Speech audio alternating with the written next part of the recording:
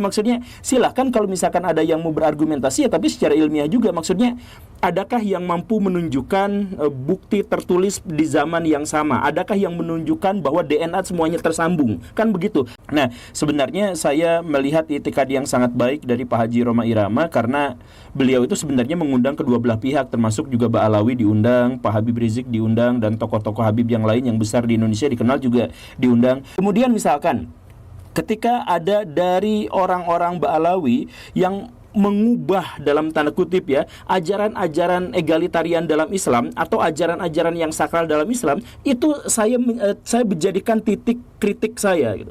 Jadi misalkan ada orang dari klan Ba'alawi yang mengubah, kan dalam Islam itu doktrinnya adalah bahwa surga dan neraka itu ditentukan oleh iman dan takwa. Jadi siapapun yang melakukan perbuatan misalkan penyimpangan sejarah, maka saya kritik, kan begitu.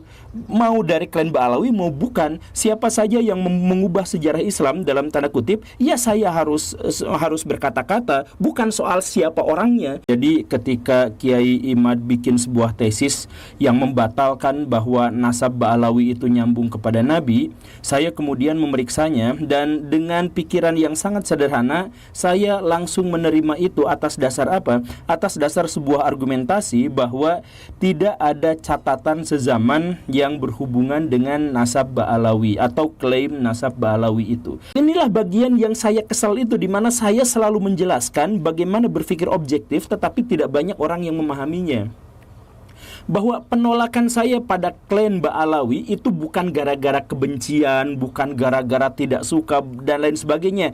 Sentimen itu ada misalkan, atau misalkan tendensi itu ada, sama seperti manusia yang lain, tidak ada yang bisa lepas dari tendensi, tapi saya tidak mengambil pertimbangan dari situ. Masalahnya adalah keberpihakannya, perbuatannya, idenya, gagasannya, pemikirannya, itu kan yang harus kita pikir. Keyahudian itu harusnya tidak dijadikan sebagai dasar kita untuk membenci atau menyukai. Bahkan di dalam Al-Quran setiap hujatan terhadap orang Yahudi itu didasarkan pada perbuatan dan perkataan mereka, bukan karena keyahudiannya.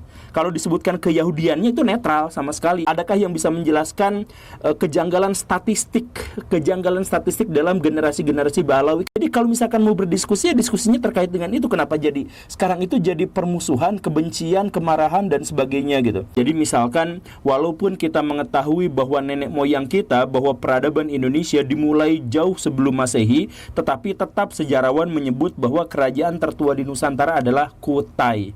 Karena apa? Karena dialah yang pertama meninggalkan catatan sejarahnya. Ya, tapi apa hubungannya jadi sekarang gitu?